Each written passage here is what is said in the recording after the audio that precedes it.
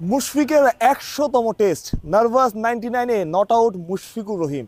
এর চাইতে দারুণ আর কি বা হতে পারতো একটা সেঞ্চুরি।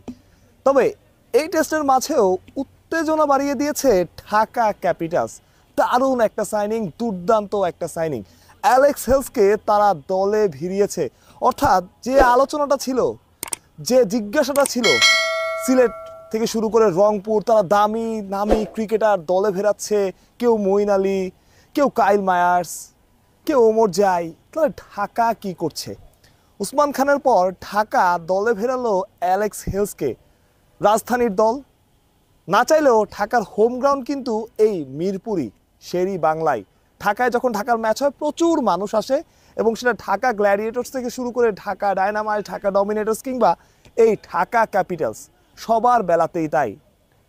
ঢাকার মানুষ ঢাকার খেলা দেখবে। তবে এখানে গ্যালারিগুলো পূর্ণ হয়ে যায় আরও একটা কারণে, তিনি শাকিব খান।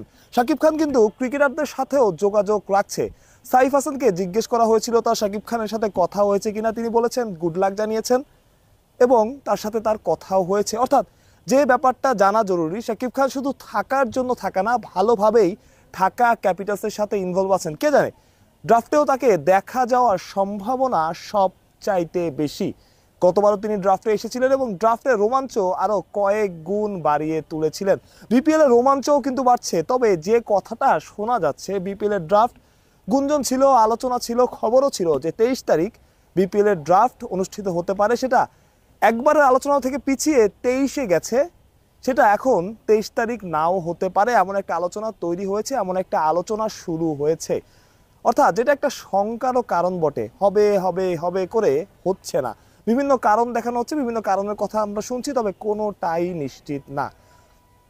এই ছিল বিপিএল এর খবর, বিপিএল এর নতুন সাইনিং এর খবর। অ্যালেক্স হেলস গত আসরে, যিনি রংপুর রাইডার্সের হয়ে খেলেছেন, বিভিন্ন ইনসিডেন্টে তার নামও ছিল, সেই হেলসকে এবার দলে ভিড়িয়েছে শাকিব খানের ঢাকা ক্যাপিটালস। কি খেলাটাই না দেখালো ঢাকা ক্যাপিটালস। দুইটা সাইনিং, ওসমান খান যিনি নিজের দিনে প্রতিপক্ষের জন্য ভয়ঙ্কর হয়ে উঠতে পারেন, অ্যালেক্স হেলস কি করতে পারেন সেটা আমরা সবাই জানি।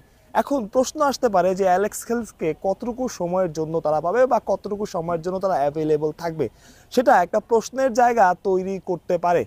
আশা করা যায়, আশা করবে হয়তো ঢাকা ফ্যানরা, যে পুরো আসর বা যতটুকু সম্ভব, যত বেশি সময় সম্ভব তারা খেলতে পারে।